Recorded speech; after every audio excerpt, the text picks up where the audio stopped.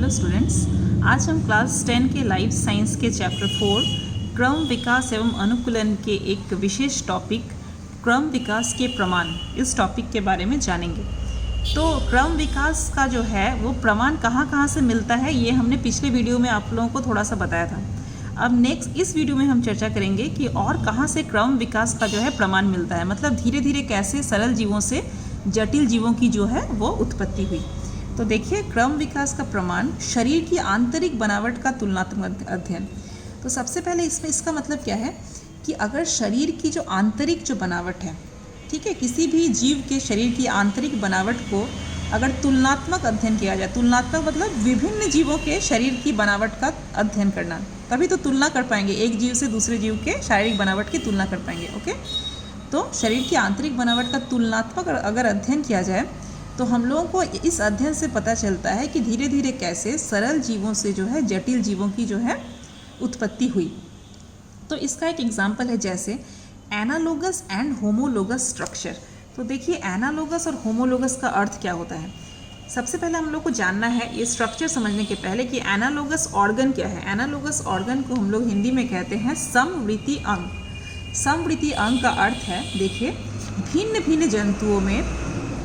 भिन्न जंतुओं के वे अंग जिनकी उत्पत्ति एवं रचना अलग अलग होती है। ठीक है, अर्थात कुछ विशेष अंगों को हम लोग समवृत्ति अंग कहते हैं। उन किन अंगों को कहेंगे हम लोग, जिन अंगों की उत्पत्ति और रचना तो अलग अलग है लेकिन उनके कार्य जो है वो समान होते हैं। जिन अंगों के कार्य तो समान हो जाएंगे लेकिन उनकी उत्पत्ति और रचना जो है वो अलग अलग होती है, तो उसे हम लोग जो है एनालोगस अंग कहते हैं।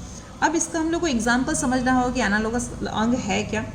तो जैसे देख लीजिए, जैसे मान लीजिए कीटों के पंख। हम लोग जानते हैं कई जीवों में जो है पंख पाए जाते हैं। अब कौन कौन से जीवों में पंख पाए जाते हैं थोड़ा सा हम लोग देख लें। जैसे मान लीजिए कीट पतंग होते हैं ना, तो कीटों के पंख।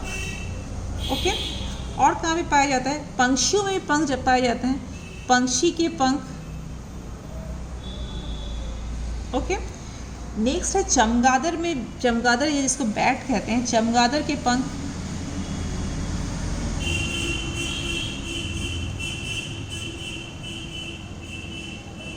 देखिए, इन तीनों जीवों में, कीट या पंछी या चमगादड़ जो है, इन तीनों जीवों में पंख तो पाए जाते हैं।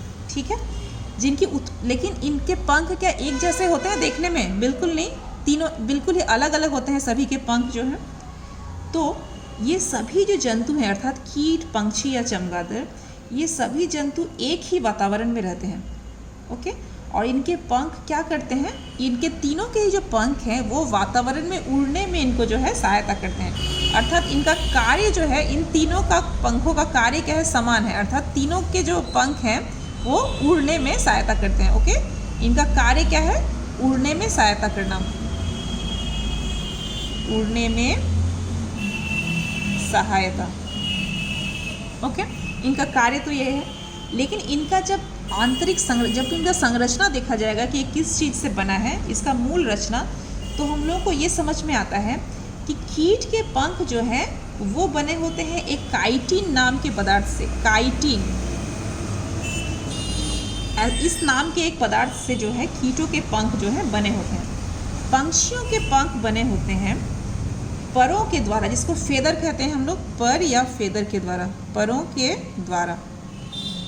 ओके, और जो चमगादड़ के जो पंख हैं वो त्वचा से ही बनते हैं। अर्थात चमगादड़ के धड़ जो है उसके नीचे के जो त्वचा है उसको फैल जाने से है चमगादड़ के पंख जो बनते हैं। ठीक है, तो इसका निर्माण कहाँ से होता है, त्वचा से ही होता है, मतलब स्किन से ही जो है चमगादड़ के पंख बनते हैं। तो देखिए, इन लोगों का संरचना, तीनों के पंखों को अगर देखा जाए तो आंतरिक संरचना तीनों का अलग अलग है। कीटों के पंख बनते हैं काइटिन से, पंछियों के पंख बनते हैं परों से, और चमगादड़ के पंख बनते हैं त्वचा से। ठीक है, तो इस तरह से क्या है कि इन अंगों के अध्ययन से क्या प्रमाणित होता है कि अलग अलग पूर्वजों से इन जंतुओं का विकास हुआ है। ठीक है, अर्थात इनके जो पूर्वज हैं वो अलग अलग हैं, तभी तो इनका जो विकास है, इनका जो स्ट्रक्चर है वो अलग अलग है। ओके, तो अब इसी को हम लोग क्या कहते हैं, इसको हम लोग कहते हैं कन्वर्जेंट विकास। अब कन्वर्जेंट विकास है क्या, उसको थोड़ा डिटेल में हम लोग समझ लें। कन्वर्जेंट विकास, कॉन्वर्जेंट इवोल्यूशन भी बोलते हैं उसको, कॉन्वर्जेंट इवोल्यूशन। ये क्या है देखिए, जब अलग समुदाय के जंतु एक ही वातावरण में रहते हैं एवं वातावरण के अनुसार उनमें जो है लक्षण विकसित होते हैं, तो इस प्रकार के विकास को हम लोग कन्वर्जेंट विकास कहते हैं। अर्थात जंतु जो है, जीव या जंतु जो है वो तो अलग अलग हैं, ठीक है, अलग अलग जीव हैं, लेकिन अलग अलग होने के बावजूद वो जो है एक ही इन्वायरमेंट में रहते हैं। उनका जो वातावरण है वो एक ही है। वातावरण सबका जो है, देखिए तीनों का वातावरण जो था वो क्या था, सेम था, एक ही वातावरण में रहते हैं, लेकिन जो है जीव अलग अलग हैं। ऐसा होने से क्या होता है कि इन लोगों का जो है, इनके जो लक्षण हैं, इन जीवों के, ऐसे जीवों के लक्षण जो हैं वो क्या हो जाते हैं, और वातावरण के अनुसार ही एक ही टाइप का जो है लक्षण जो है वो विकसित हो जाता है। तो इसीलिए इस प्रकार के विकास को हम लोग कहते हैं कन्वर्जेंट विकास। ओके, तो इसका परिभाषा क्या बताएं, जब विभिन्न समुदाय के जंतु एक ही वातावरण में रहते हैं, एक ही विभिन्न जीव या फिर विभिन्न जीव बोल सकते हैं आप लोग, विभिन्न जीव एक ही वातावरण में रहते हैं एवं वातावरण के अनुसार जो है इनका जो है लक्षण, इन जीवों के जो लक्षण हैं वो विकसित होते हैं, तो इस प्रकार के विकास को हम लोग कहते हैं कन्वर्जेंट इवोल्यूशन या कन्वर्जेंट विकास। ठीक है, तो अब हम लोग बढ़ते हैं। सबसे पहला हमने क्या पढ़ा, एनालोगस ऑर्गन के बारे में हमने समझा। अब नेक्स्ट हम लोग पढ़ेंगे होमोलोगस ऑर्गन या होमोलोगस अंग। ओके, तो होमोलोगस, HOMO, होमो LOGOUS, होमोलोगस ऑर्गन या होमोलोगस अंग, ये क्या है देखिए। अब है, सबसे पहले क्या हुआ था कि यहाँ पे जब हम लोग एनालोगस पढ़ रहे थे तो वातावरण एक ही था, लेकिन जब होमोलोगस पढ़ेंगे हम लोग तो वातावरण जो है अलग अलग हो जाएगा। मतलब जब विभिन्न वातावरण में रहने वाले जंतुओं के अंग, जिनकी मूल जो है रचना वो समान है लेकिन कार्य अलग अलग हैं, ठीक है, मतलब इसका ठीक उल्टा हो गया। अर्थात यहाँ पे क्या था, इनका संरचना जो है अलग अलग था लेकिन कार्य सेम था। ओके, लेकिन होमोलोगस ऑर्गन में क्या होता है कि कार्य जो है वो अलग अलग होता है लेकिन संरचना सेम होता है, तो इसको हम लोग कहते हैं होमोलोगस ऑर्गन। अर्थात विभिन्न वातावरण में रहने वाले जंतु जिनकी मूल संरचना एक होती है।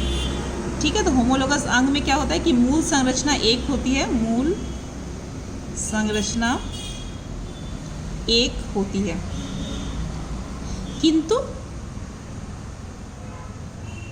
क्या होता है कि कार्य जो है उनके अलग अलग होते हैं। ऐसे अंगों को हम लोग क्या कहते हैं, ऐसे अंगों को हम लोग कहते हैं होमोलोगस अंग, किंतु कार्य जो है वो अलग अलग होते हैं।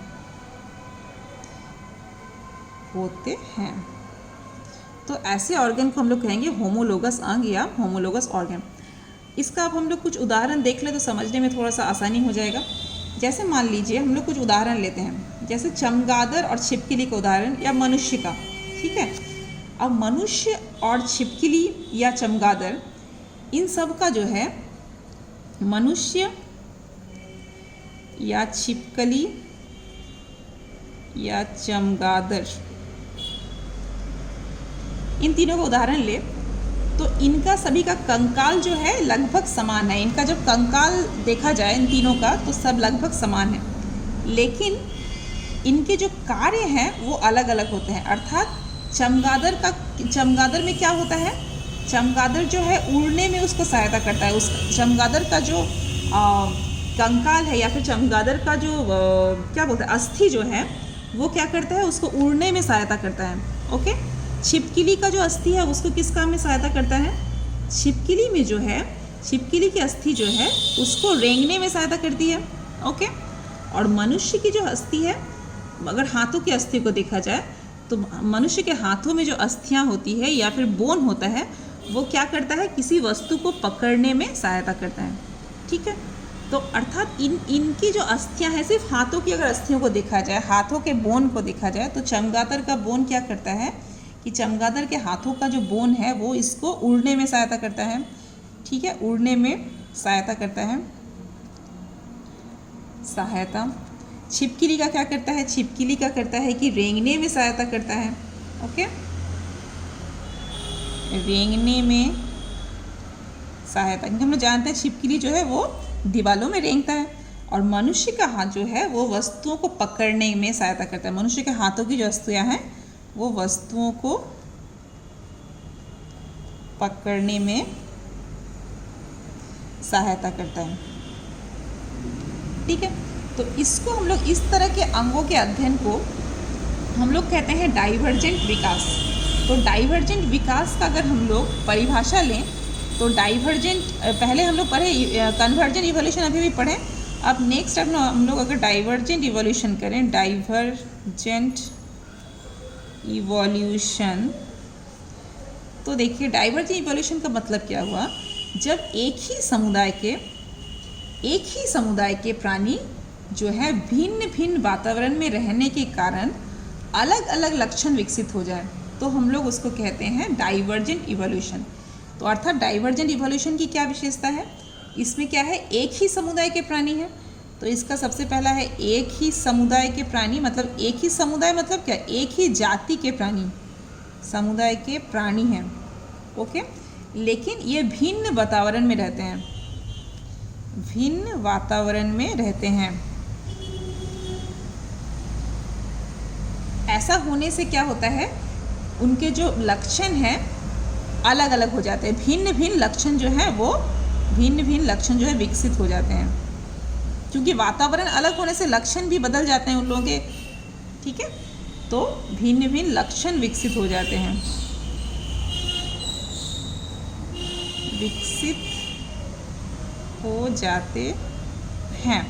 तो इसको हम लोग कहते हैं डाइवर्जेंट इवोल्यूशन। ठीक है, अब हम लोग देखते हैं कि अवशेषी अंग, उसके बाद एक है अवशेषी अंग क्या है, दिस इज़ वेरी इम्पॉर्टेंट। अवशेषी अंग,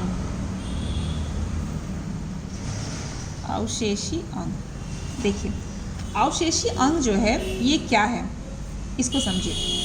सजीव जो है उनके शरीर में कुछ अविकसित एवं अक्रियाशील अंग जो है उपस्थित रहते हैं, अर्थात हर सजीव के शरीर में कुछ ना कुछ ऐसे अंग होते हैं जो अविकसित होते हैं। अविकसित का मतलब जिनका विकास जो है सही ढंग से नहीं हुआ।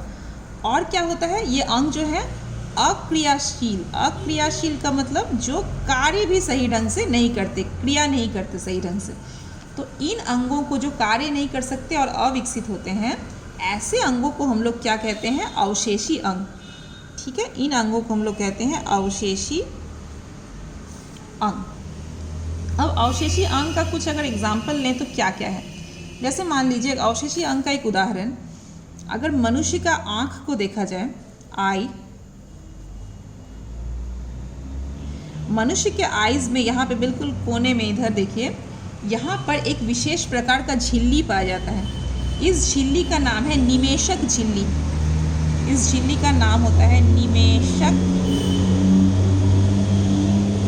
झिल्ली। ठीक है, ये झिल्ली जो है ये अविकसित है। ठीक है, अविकसित है और इसका कोई कार्य भी नहीं है, अर्थात अक्रियाशील है और अविकसित है।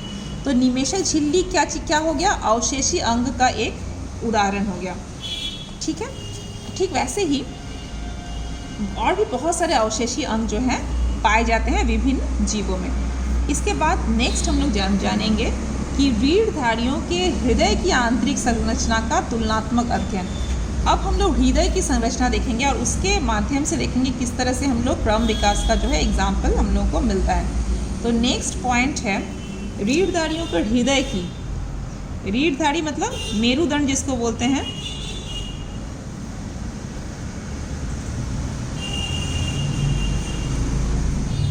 कि हृदय की या हार्ट की आंतरिक संरचना, आंतरिक संरचना का तुलनात्मक अध्ययन। ठीक है, तो रीढ़धारियों को अगर आंतरिक संरचना को देखा जाए, काफ़ी सारे मेरुदंडी जंतु जैसे जिनमें रीढ़ की हड्डी पाई जाती है, ऐसे मेरुदंडी जंतुओं के बारे में अगर देखा जाए तो जैसे मान लीजिए हम लोग अगर देखें कि मछलियों का हृदय, अगर मछली का हृदय को देखा जाए, मछली का हार्ट अगर देखा जाए तो हम लोग जानते हैं कि हार्ट क्या होता है, रीढ़ दाढ़ी और हृदय जो है वो अलिंद और निलय से मिलकर बना होता है, ये हम लोग सबको पता है। जिसमें अलिंद का क्या काम होता है, हृदय में अलिंद और निलय इससे मिलकर क्या बनता है, हम लोगों का हृदय बनता है। हृदय या हार्ट जो है अलिंद और निलय से मिलकर बनता है। इसमें अलिंद का काम होता है शिराओं द्वारा, अर्थात हमारे शरीर में जितने शिराएं हैं उसके द्वारा जितना रक्त लाया गया है उस रक्त को ग्रहण करना। तो अलिंद का काम होता है रक्त ग्रहण करना। और निलय का क्या काम होता है, निलय का काम होता है धमनियों के माध्यम से रक्त को संपूर्ण शरीर में भेजना। तो शरीर में भेजना इसका काम होता है। ठीक है, अब ये अलिंद और निलय विभिन्न जंतुओं में, विभिन्न जीवों में कितने सारे पाए जाते हैं, वो हम लोग जो है तुलनात्मक अध्ययन जब इसका किया गया तो क्या पाया गया कि मछलियों के हृदय में, मछलियों का जब हार्ट, मछली का हार्ट अगर देखा जाए हृदय, तो मछली के हार्ट में क्या होता है कि मछली के हार्ट में सिर्फ एक अलिंद होता है। मछली के हार्ट में सिर्फ एक अलिंद होता है और क्या होता है, एक निलय होता है। ठीक है, उसके बाद और भी काफ़ी सारे जंतुओं का देखा गया, जिसमें से एक मेढक है। तो मेढक का जब हार्ट देखा गया, मेढक या टोड जिसको बोलते हैं, मेढक का जब हार्ट या हृदय देखा गया तो उसमें क्या होता है, इसमें जो है 2 अलिंद होते हैं और एक निलय। मेढक के हार्ट में क्या होता है, 2 अलिंद होता है और एक निलय होता है। ओके, उसके बाद इस तरह से पंक्षी एवं स्तनधारियों में क्या होता है, 2 अलिंद एवं 2 निलय पाए जाते हैं। विभिन्न पंक्षियों के जब हार्ट को देखा गया, शारीरिक संरचना को देखा गया, पंक्षी एवं स्तनधारियों में इनमें क्या होता है, इनमें होता है 2 अलिंद एवं 2 निलय, 2 अलिंद एवं 2 निलय। तो इस प्रकार से जब हृदय की संरचना का तुलनात्मक अध्ययन किया गया तो पता चला कि किस तरह से सरलता से जटिलता जो है, धीरे धीरे सरल जीवों से कैसे जटिल जीवों की जो है वो उत्पत्ति हुई। ठीक है, तो इस वीडियो में बस इतना ही, मिलते हैं नेक्स्ट वीडियो में। Thank you so much.